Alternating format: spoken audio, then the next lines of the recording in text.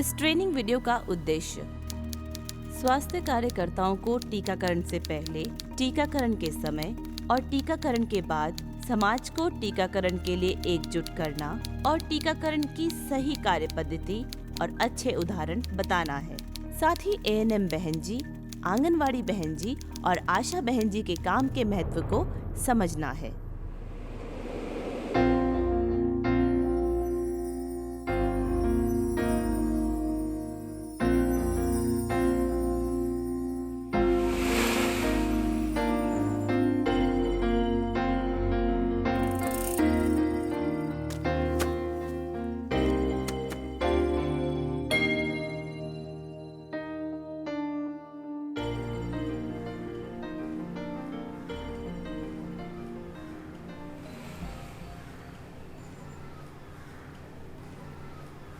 ANM बहन जी, मैंने तो अपना काम पूरा कर लिया है।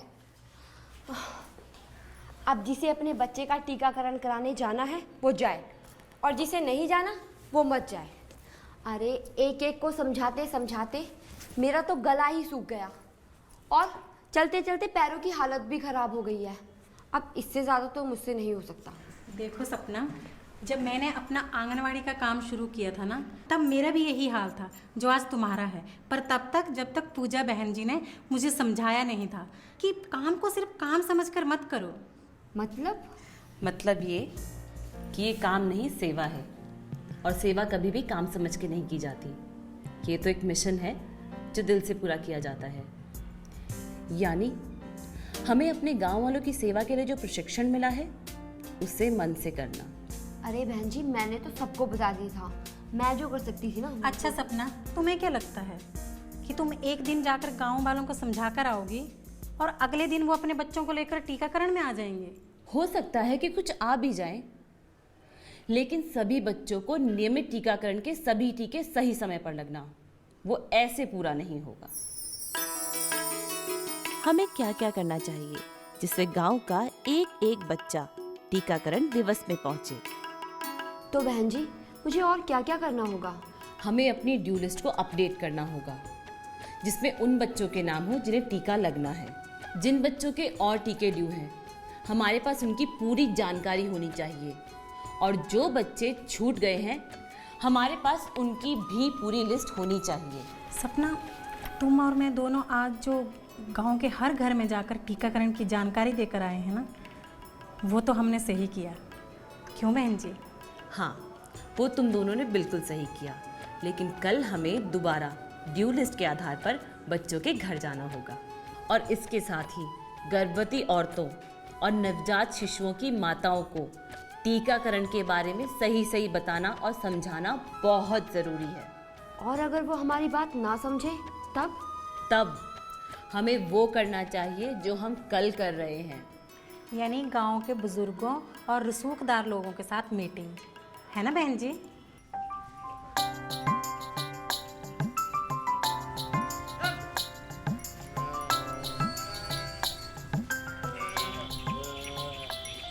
हमें आप सबसे कुछ कहना है।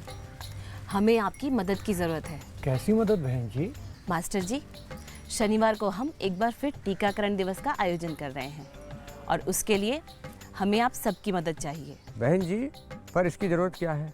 हमारे तो बच्चे पहले से अच्छे हैं। भाई साहब, आप देख रहे हैं ना कितनी अच्छी धूप निकल रही है। इसका मतलब ये नहीं कि कभी बारिश नहीं होगी या आंधी नहीं आएगी। मतलब? भाई साहब, हमारे बच्चे सारी ज़िंदगी स्वस्थ रहें, उन्हें 7 से 8 जानलेवा बीमारियों से बचाया जा सके, इसीलिए बच्चों को टीका लगाना बहुत ज़रूरी है। क्या आप जानते हैं, जिन बच्चों को टीका नहीं लगाया जाता उन बच्चों को पोलियो, टीबी, काली खांसी, गलघोटू, खसरा, टिटनस, हेपेटाइटिस बी जैसी खतरनाक बीमारियां होने का डर लगा रहता है। इसीलिए उन्हें टीका लगाना बहुत ज़रूरी है ताकि हम अपने बच्चों को बचा सकें। और इसलिए इस बात की जानकारी लोगों तक पहुंचाने के लिए मुझे आपका साथ और आशीर्वाद की ज़रूरत है। बहन जी, आप ये बताइए, आपकी समस्या क्या है? सरपंच जी, दरअसल समस्या ये है कि गांव के कुछ लोग टीकाकरण को बच्चों के लिए ज़रूरी ही नहीं समझते और ना ही वो आशा बहन जी और आंगनवाड़ी बहन जी की बात सुनना चाहते हैं। तो ऐसे में अगर आप लोग हमारे साथ होंगे तो वो लोग ना सिर्फ हमारी बात सुनेंगे बल्कि हम उन्हें टीकाकरण के फायदे भी बता पाएंगे। तो बस इसीलिए मुझे आप लोगों के साथ की ज़रूरत है। आप परेशान ना हो बहन जी, मैं खुद आपके साथ चलूँगा और साथ में मास्टर जी और मौलाना साहब को भी ले चलेंगे, ठीक है? मैं जहाँ भी जाती हूँ कोशिश करती हूँ कि वहाँ के बड़े और बुजुर्गों के साथ मिलकर काम करूँ। ये मीटिंग हमारे काम को बहुत आसान कर देती है। गांव के लोग जहाँ हमारी बातों को सुनते और मानते नहीं हैं, वहाँ ये अपने बड़ों और गांव के रसूखदार लोगों की बातें सुनते भी हैं और उन्हें मानते भी हैं। ये हमारी एक कोशिश है गांव के लोगों का भरोसा जीतने की। आपको क्या लगता है? जिन बच्चों का टीका ड्यू है उन्हें टीकाकरण दिवस पर लाने के लिए आप क्या प्रयत्न करेंगे? सामुदायिक बैठक कैसे महत्वपूर्ण है? कौन कौन सी सामुदायिक बैठक हैं जो की जा सकती हैं?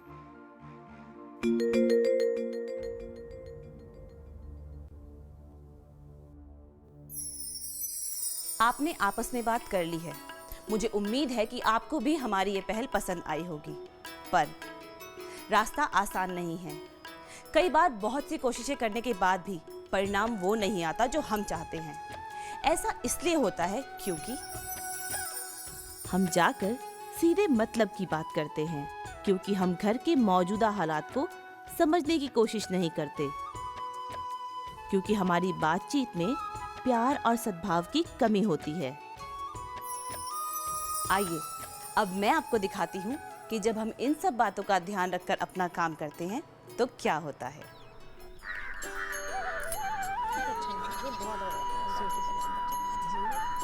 माता जी बहुत बहुत मुबारक हो। अरे बहन जी, आओ आओ, बहुत सही वक्त पर आई हो। अभी अभी नामकरण संस्कार खत्म हुआ है। शाम नाम रखा है पोते का। लड्डू खाओ। हमारे शाम को किसी की नजर ना लगे। जितना प्यारा हमारा शाम है उतना ही प्यारा नाम भी रखा है आपने, श्याम। नजर से बचाने के लिए ही तो इसे काला टीका लगाया है बहन जी। वो तो ठीक है माता जी, लेकिन हमारे शाम को पोलियो, टीबी, काली खांसी, गलघोटू, खसरा, टेटनस और हेपेटाइटिस बी के टीके लगवाना मत भूलना। ये सातों इसे हर जानलेवा बीमारी से बचाए रखेंगे और तभी तो स्वस्थ रहेगा मेरा भतीजा। आने वाले शनिवार को उप स्वास्थ्य केंद्र में ही टीकाकरण, तो भूल मत जाना। वो सब तो ठीक है बहन जी, पर इतनी दूर बच्चे को लेकर आएगा कौन? तुम्हें तो पता है कि शाम के बापू को दुकान के कामों से फुर्सत ही कहाँ है। तो किरण भाभी ले आएंगी माता जी। माता जी, टीकाकरण उतना ही जरूरी है जितना कि बच्चे के लिए नामकरण। अरे बहन जी, आप किस सोच में पड़ गई? मेरी पोती को भी टीका लगना है, पर बहन जी वहाँ तो वक्त भी बहुत लगता है। तो बहन जी जरा ये बताइए कि जब आपकी पोती बीमार होती है तब उसे ठीक होने में कितना समय लगता है? क्या बताऊँ, पिछले महीने ही बच्ची को बुखार आया था। 3-4 दिन तक तड़पती रही बेचारी। और पैसा खर्च होता है सो अलग। और क्या। तो बहन जी जरा सोचिए, जब आप और भाई साहब पोती की सेहत के लिए रात दिन इतना करते हैं, तो क्या उसी की सेहत के लिए अगर थोड़ा और वक्त लग भी गया तो क्या हुआ? कुछ जरूरी बातें जिनका हमें ध्यान रखना है। प्यार से मिले और सुख दुख में शामिल हों। ध्यान से सुने और देखें बोलने वाले के क्या हाव भाव हैं, वह क्या कह रहा है। परिस्थिति को समझकर बात को आगे बढ़ाएं। पूरी और सही जानकारी दें। समझदारी और उदाहरण देकर सारी शंकाएं मिटाएं। टीकाकरण से संबंधित सारे सवालों का सही प्रकार से जवाब दें। जब भी आप पहली बार नवजात शिशु के घर जाएं, तो घर वालों से जन्म के समय दिए गए पीसीजी, पोलियो और हेपेटाइटिस बी के टीके अथवा खुराक के बारे में अवश्य जानकारी लें। सपना ने किरण और उनकी सास को टीकाकरण के फायदों के बारे में बताया और उनकी सब बातों का प्यार से जवाब दिया। इसके साथ ही सरपंच जी, गांव के बड़े लोग और हम सब अपनी ड्यू लिस्ट के अनुसार घर घर जाके लोगों से मिल रहे थे, मातृ बैठक कर रहे थे और गर्भवती औरतों को समझा रहे थे। अब आप मुझे ये बताइए कि वो कौन सी बात है जिसका ध्यान हमें लोगों को टीकाकरण दिवस पर बुलाने के लिए रखना चाहिए। एक बार मैं पड़ोस के गांव में गई तो वहां टीकाकरण दिवस मनाया जा रहा था। पर वहाँ बहुत सी चीज़ें गलत हो रही थी। जैसे वहाँ टीकाकरण की योजना सही तरीके से नहीं बनाई गई थी। लोगों को देर तक इंतजार करना पड़ रहा था। आंगनवाड़ी और आशा बहन जी का काम पूरा नहीं हुआ था। आशा और आंगनवाड़ी बहन जी ने लोगों को कार्ड के अनुसार कौन सा टीका लगना है यह भी नहीं बताया था। एएनएम बहन जी मुख्य संदेश लोगों को नहीं दे रही थी। एएनएम बहन जी के पास टीका लगाने के बाद उसे नष्ट करने का उपकरण नहीं था। आइए अब मैं आपको दिखाती हूँ कि टीकाकरण का सही तरीका क्या होता है।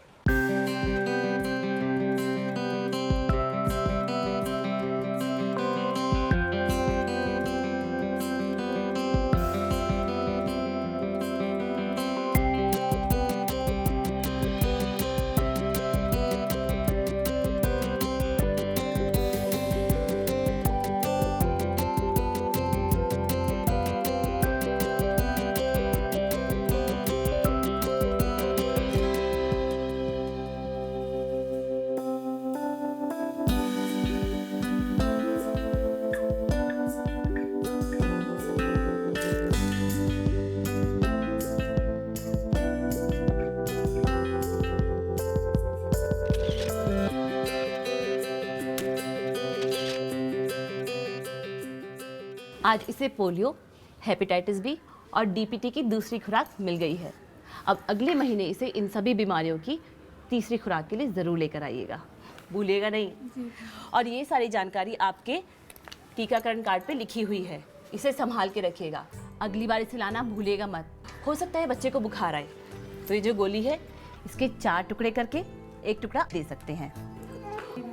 हफ्ते बाद इसको अगले शनिवार को टीका लगाने जरूर लेकर आना। कोई और बात पूछनी है तो बोलो, कुछ मन में हो तो बेझिझक पूछ लो।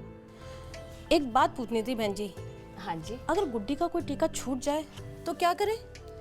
माँ जी, कोशिश तो ये करना कि कभी ऐसा ना हो, लेकिन अगर ऐसा हो जाए तो आप बच्चे को अगले टीकाकरण में ला सकती हैं। हमारे यहाँ उप स्वास्थ्य केंद्र में हर शनिवार बुधवार को टीके लगाए जाते हैं। और टीकाकरण वाले दिन गुड्डी बीमार हो गई तो क्या करें? तब भी उसे टीका लगवाने जरूर लेकर आना है, भूलिएगा मत। अब तो मैं गुड्डी का एक भी टीका छूटने नहीं दूंगी। ध्यान रखिएगा जी।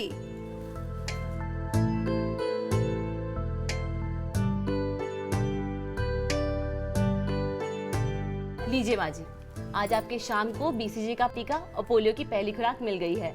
अब चिंता की कोई बात नहीं है। ठीक है बहन जी। लेकिन आपको आधा घंटा यहाँ रुकना होगा। अगर शाम को कोई तकलीफ हो तो हम उसे देख सकते हैं। ठीक है, हम यहाँ रुकते हैं। ठीक है माँ जी, आप अंदर आइए।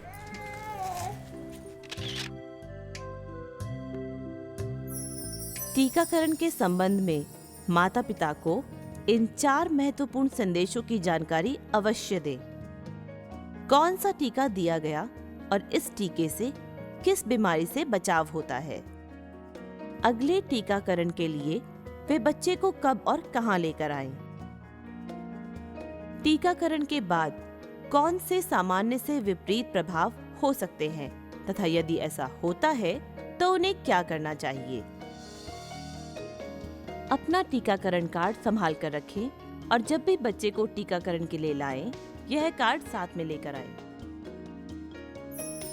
आपने जो भी टीकाकरण देखा, आप मुझे उससे संबंधित कुछ सवालों के जवाब दीजिए। क्या एएनएम, आंगनवाड़ी और आशा बहन जी के कार्य बटे हुए थे? क्या जगह को अच्छी तरह से टीकाकरण के लिए तैयार किया गया था? क्या एएनएम, आशा और आंगनवाड़ी बहन जी ने मुस्कुराकर लोगों का स्वागत किया?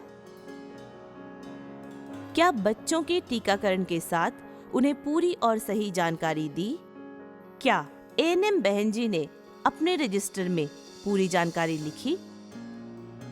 क्या एएनएम, आंगनवाड़ी और आशा बहन जी ने लोगों को 4 महत्वपूर्ण संदेश दिए?